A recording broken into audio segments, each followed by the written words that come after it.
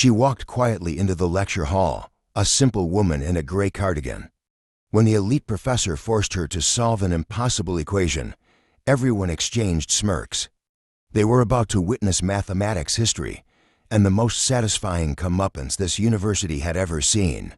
The lecture hall at Texas State University buzzed with anticipation as Professor Richard Harrington made his way to the podium. His reputation preceded him, distinguished mathematician, department head, and notorious for his disdain toward anyone he deemed intellectually inferior. Sarah Mitchell slipped into the back row, smoothing her simple gray cardigan over her white blouse. At 37, she stood out among the graduate students, but she wasn't there to blend in. She was there to learn. Today's symposium will address Riemann's hypothesis and its implications for quantum computing. Harrington announced, his voice commanding immediate silence.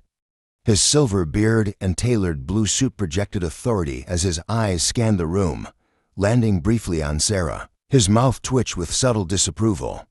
She'd seen that look before, the quick assessment, the dismissal. It was the same look she'd received when she'd applied for the university's maintenance staff position 3 years ago. The symposium began with presentations from doctoral candidates. Sarah took meticulous notes, her eyes lighting up during discussions of mathematical theories. When the floor opened for questions, her hand remained down. Experience had taught her that people like her weren't expected to speak in rooms like this.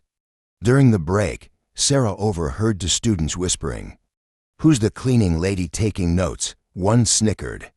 "Probably just auditing for continuing education credits," the other replied dismissively. "Harrington hates when non-mathematics people attend these things." Sarah gripped her notebook tighter, but maintained her composed expression. They didn't know that mathematics had been her companion since childhood, that she taught herself advanced calculus between night shifts while raising her daughter alone. They couldn't see the equations that danced in her mind when she closed her eyes. As the symposium resumed, Professor Harrington presented his controversial approach to an unsolved mathematical problem. His explanation was elegant, but contained a subtle flaw Sarah immediately recognized. She'd spent countless nights exploring this very equation. "Any questions?" Harrington asked, his tone suggesting he expected none worth answering. The room remained silent until Sarah almost involuntarily raised her hand. The moment her arm went up, she regretted it. Every head turned. Professor Harrington's eyebrows rose in mock surprise. "Yes, ma'am," he said, deliberate condescension coating his words. "I was wondering about the variable transformation in step 4, Sarah said, her voice softer than intended. "Wouldn't that create inconsistencies when applied to the boundary conditions?" The room went silent. Several students exchanged glances. Professor Harrington's expression hardened. "Your name?" he demanded Sarah Mitchell. "And your department?" Sarah hesitated. "I work in facilities management." A ripple of whispers spread through the audience. Harrington's face shifted from surprise to amusement. "Facilities management," he repeated, letting the words hang in the air. "How interesting. And you believe you found an error in my work?" Sarah's cheeks flushed. Not an error exactly, just a potential complication that perhaps, Harrington interrupted. "Instead of questioning established mathematical principles, you should focus on more accessible pursuits." Several students laughed. Sarah felt her face burn hotter as she shrank back into her seat, wishing she'd never raised her hand. What neither she nor anyone else in that room knew was that this moment of humiliation was about to become the catalyst for an extraordinary revelation. Professor Harrington wasn't done. Having found an easy target, he seemed determined to make an example of Sarah. "Since our guest from facilities management has such confidence in mathematical theory," he said, straightening his tie with deliberate slowness, "perhaps she'd like to demonstrate her expertise." He gestured toward the chalkboard. "Come forward, Ms. Mitchell." Sarah froze. Every instinct told her to decline, to escape, but something deeper. Pride perhaps, or the exhaustion of being underestimated, pushed her to her feet. The walk to the front of the lecture hall felt endless. Each step echoed against the hardwood floor as whispers followed her path. She took the chalk from Harrington's outstretched hand, careful not to make direct eye contact. "Let's make this accessible," Harrington said loudly enough for everyone to hear. The word accessible dripped with condescension. He turned to the board and wrote a complex differential equation. Sarah recognized it immediately, a problem from advanced multivariate calculus. Difficult, but certainly not impossible for someone with proper training. The challenge wasn't in the equation itself, but in the public humiliation intended. "Take your time," Harrington said with false generosity. "We're all eager to learn from diverse perspectives." More laughter rippled through the audience. Sarah felt her hand trembling slightly as she stared at the board. Behind her, someone whispered, "This is painful to watch." Dr. Elizabeth Chun, a visiting professor from MIT, seated in the front row, frowned at Harrington's display, but remained silent, watching Sarah with curious interest. Sarah took a deep breath. The numbers and symbols on the board began to arrange themselves in her mind, falling into patterns she'd recognized since childhood. She'd never had formal education beyond community college, but mathematics had been her refuge during long nights, after her husband left, after her daughter went to sleep, during breaks between cleaning bathrooms and mopping floors. She raised the chalk and made her first mark. "Perhaps we should simplify," Harrington began, but stopped when he saw Sarah confidently writing.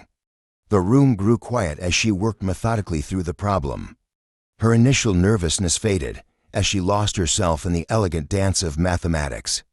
She wasn't in a judgmental lecture hall anymore. She was in her own mind where numbers had always made perfect sense. After 2 minutes of absolute silence, Sarah finished the final step, placed the chalk down, and stepped back. Harrington stared at the board, his expression shifting from smugness to confusion. He scanned her work, looking for mistakes, but found none. The solution was not only correct, but executed with surprising elegance. "That's correct," he admitted reluctantly. Though anyone with basic calculus training could have managed it, Dr. Chun's eyebrows raised slightly as she exchanged glances with a colleague. Harrington, unwilling to concede defeat so easily, quickly erased the board. "Let's try something more challenging," he said, the edge in his voice more pronounced. "Something from my current research." He wrote a new equation, one Sarah didn't immediately recognize. This wasn't standard curriculum. It was cutting-edge theoretical mathematics, the kind published in specialized journals. "This problem has implications for quantum computing encryption," Harrington explained to the room, though his eyes remained fixed on Sarah. "If you'd prefer to return to your seat, I would certainly understand."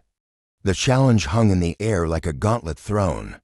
The room held its collective breath, waiting for Sarah's retreat. Instead, she picked up the chalk again. Sarah examined the new equation, her initial confidence wavering. This was different, complex, abstract, with notation she'd never encountered in her self-study. For a moment, doubt crept in. Maybe she had overstepped. Maybe Harrington was right about her place. The silence in the room grew heavier as seconds ticked by. Students leaned forward in anticipation, some with pity in their eyes, others with barely disguised amusement. "As I suspected," Harrington said, reaching for the chalk. "Perhaps we should continue with the symposium." "Wait," Sarah said quietly, pulling the chalk back. Something had clicked, a pattern within the chaos of symbols. She remembered an article she'd read last month during her lunch break hunched over a library computer. It had discussed a novel approach to quantum encryption mathematics. She began to write slowly at first, then with growing confidence. The tension in the room shifted as students exchanged confused glances. Even Harrington's smug expression faltered as he watched Sarah work through the problem with unexpected skill. Dr. Chun sat forward, her eyes widening as she watched Sarah's approach. It wasn't just that Sarah was solving the problem. She was taking an unconventional route, one that showed remarkable intuition. Halfway through the solution, Sarah paused, frowning at her work. There was a barrier. The equation seemed to lead to a dead end. Harrington's mouth curled into a satisfied smile. "A valiant attempt," he said, reaching again for the chalk. Sarah didn't relinquish it. Instead, she stared at the board, her mind racing. The room faded away as she focused entirely on the problem before her. Then, like a key turning in a lock, she saw the pathway forward, an elegant transformation that would simplify the entire equation. She began writing again, more confidently now. The scratching of chalk against board was the only sound in the hushed hall. When she applied her transformation, audible gasps came from the front row where the senior faculty sat. "Doctor," Chun whispered something to her colleague, who nodded vigorously. Harrington's face had lost all color. He was no longer watching Sarah's solution with disdain, but with growing alarm. What she was doing shouldn't have been possible, especially not from someone without formal training. "That's not the standard approach," he said sharply. Sarah didn't respond. She couldn't.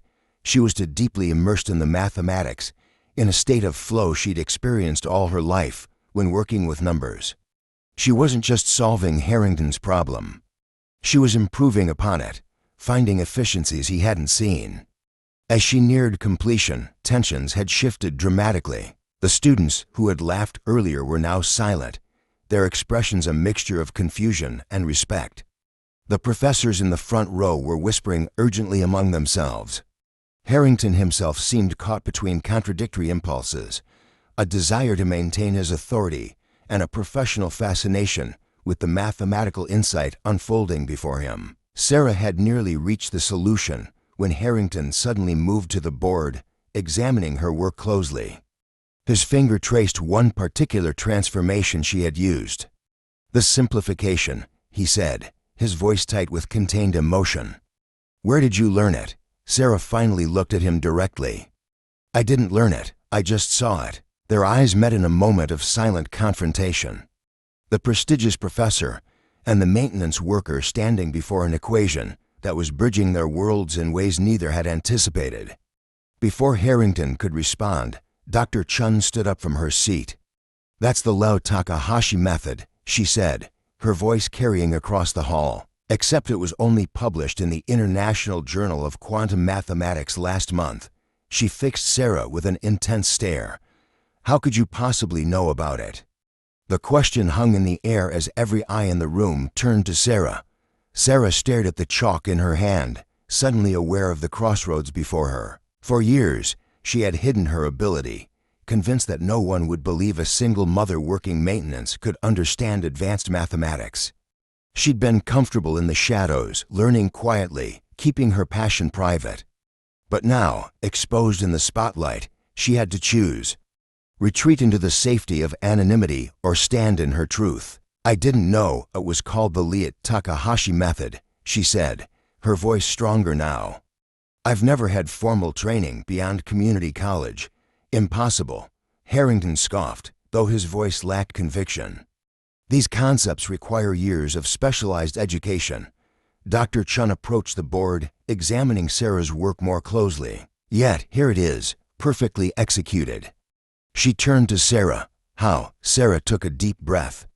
The weight of everyone's attention pressed against her. In that moment, she thought of her daughter, Lily, who was working double shifts to save for college.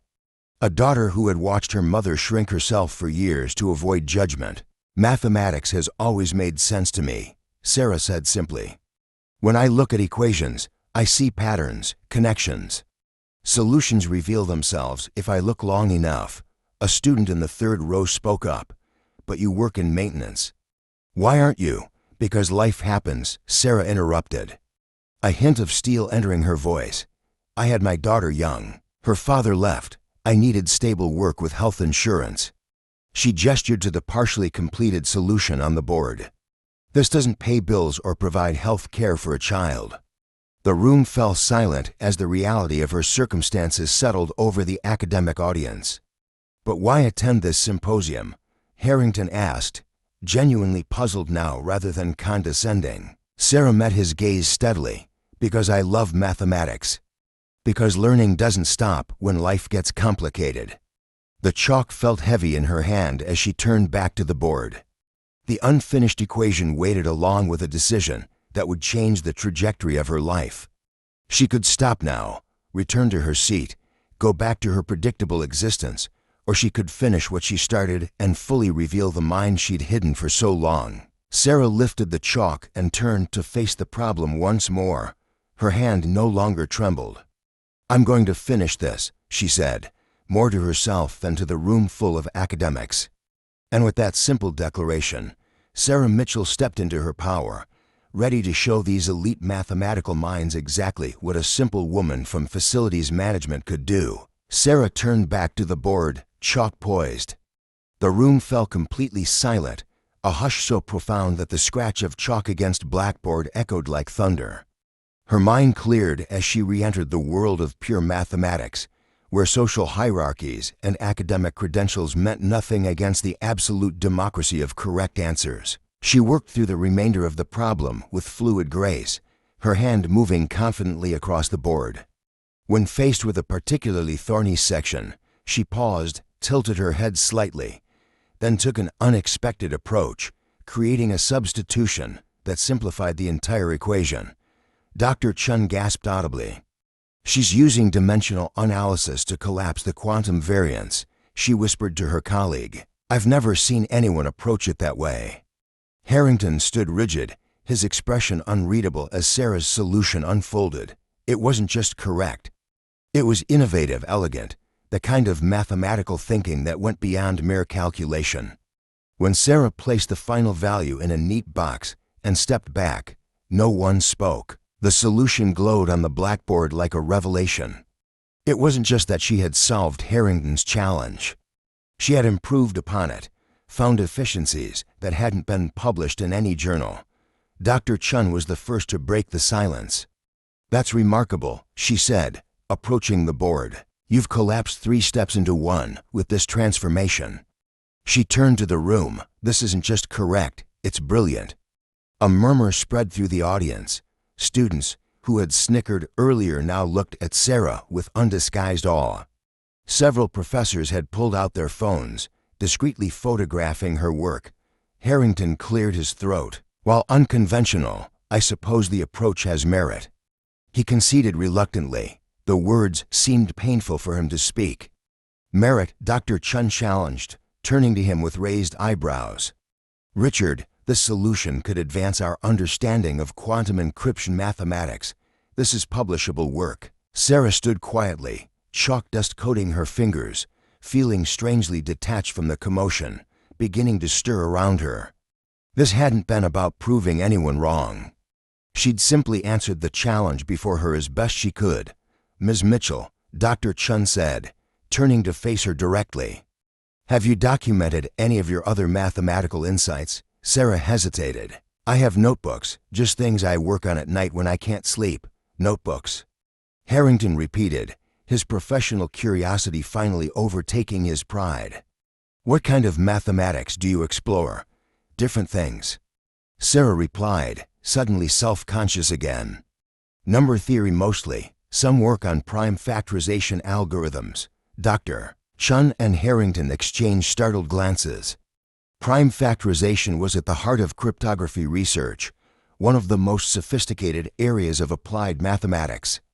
"I'd like to see these notebooks," Doctor said firmly. A student from the front row stood up. "That was the most amazing thing I've ever seen," he declared and began to applaud. Others joined in the sound building until it filled the lecture hall. Sarah felt her cheeks flush with embarrassment rather than shame this time. The applause wasn't something she had sought or expected. As the applause continued, she caught the eye of a young woman in the back row, a student who had been watching intently throughout the entire demonstration. The young woman nodded at her with profound respect, as if witnessing something life-changing. In that moment, Sarah realized her actions hadn't just been about mathematics.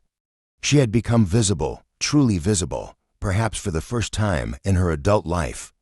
Her knowledge, her mind, her potential had stepped out of the shadows into the light. The applause eventually subsided, but something had fundamentally changed in that lecture hall, not just for Sarah, but for everyone who had witnessed her transformation from invisible to extraordinary. The symposium had officially disbanded an hour ago, but the lecture hall remained crowded. Sarah found herself surrounded by professors and graduate students, all asking questions about her mathematical insights. Dr. Chun hadn't left her side, almost protective in her presence. "Your intuitive grasp of multidimensional analysis is extraordinary," a quantum computing professor told her. "Have you ever considered formal study?" Sarah gave a sad smile. "Consider it? Yes, afford it." "No." Across the room, Professor Harrington was engaged in intense conversation with the department dean. His gestures were animated, occasionally pointing in Sarah's direction. His earlier condescension had morphed into something more complex, a reluctant professional respect tinged with defensiveness. Dr. Chun touched Sarah's arm gently. "We should talk about your future," she said quietly. "MIT has fellowship programs designed for exceptional cases like yours." Sarah looked at her startled. "MIT me? Talent like yours doesn't come along often," Dr. Chun replied. "It would be mathematical malpractice to let it go unnurtured." The crowd around Sarah parted as Professor Harrington approached. His silver beard seemed to quiver slightly with suppressed emotion. "Mitchell," he said formally, "the department would like to review your notebooks if you're willing. There might be opportunities to discuss." His words were measured, careful. It wasn't quite an apology, but from a man like Harrington, it was the closest thing to one. Sarah nodded. "I'll bring them tomorrow. I'll be reviewing them personally." Dr. Chun interjected with a pointed look at Harrington that made his mouth tighten. As the crowd gradually dispersed, Sarah gathered her belongings. Her phone showed 5 missed calls from the babysitter. Real life was calling, a stark reminder of the practical considerations that had always constrained her mathematical pursuits. Walking toward the exit, she was stopped by a young female student. "Miss Mitchell," the student said hesitantly, "I'm studying engineering, and I just wanted to say thank you." "For what?" Sarah asked. "For showing that where you start doesn't determine what you know." The student's eyes were bright with emotion. "I'm a first-generation college student from a rural town. People make assumptions about me, too." Sarah felt something warm unfold in her chest. She hadn't considered how her moment might affect others. Outside the building, the evening air felt different somehow, charged with possibility. Sarah took a deep breath, thinking about the notebooks waiting at home, filled with years of solitary mathematical exploration. Tomorrow, those private thoughts would be examined by some of the country's top mathematical minds. It was terrifying. It was exhilarating. For the first time in years, Sarah Mitchell allowed herself to imagine a different future. One where her mind, not her uniform, defined her. 6 months later, Sarah Mitchell stood in front of a different classroom, this one smaller, with eager undergraduate faces watching her explain a complex theorem. The sleeves of her gray cardigan were pushed up as she wrote across the whiteboard. No longer hesitant or apologetic about claiming space, her life had transformed with breathtaking speed. After that symposium, Dr. Chun had arranged an emergency fellowship, recognizing that talent like Sarah's couldn't wait for traditional academic timelines. 2 of her theoretical approaches had already been published, with her name listed as the primary author. Professor Harrington had come around too, though it had taken time and several departmental meetings where he'd been outvoted. Now, he grudgingly acknowledged her insights, especially after her work on quantum encryption had attracted attention from research institutions across the country. The biggest change, though, was internal. Sarah no longer hid her intelligence or passion. She spoke with authority about her work, knowing her value didn't derive from credentials, but from the power of her mind. Her daughter Lily had transferred to the university on a full scholarship, inspired by her mother's example to pursue her own dreams without apology. As Sarah finished her explanation, a student raised her hand. A young woman with uncertainty in her eyes, but determination in her question. Sarah called on her immediately, remembering what it felt like to be unseen. "Never be afraid to raise your hand," she told her students. "The question you're afraid to ask might change everything. Not just for you, but for everyone in the room." If Sarah's journey from overlooked to extraordinary touched your heart, remember that genius exists in unexpected places, often hidden by circumstances, not lack of ability. Who might you be underestimating in your own life? We'd love to hear your stories of hidden talents discovered. Where are you watching from today? Share in the comments below. If you enjoyed this story of recognition and transformation, please subscribe for more glimpses of extraordinary moments that change lives forever. Sometimes the greatest minds aren't found in lecture halls, but cleaning them. Like, share, and join our community of storytellers celebrating unsung heroes everywhere.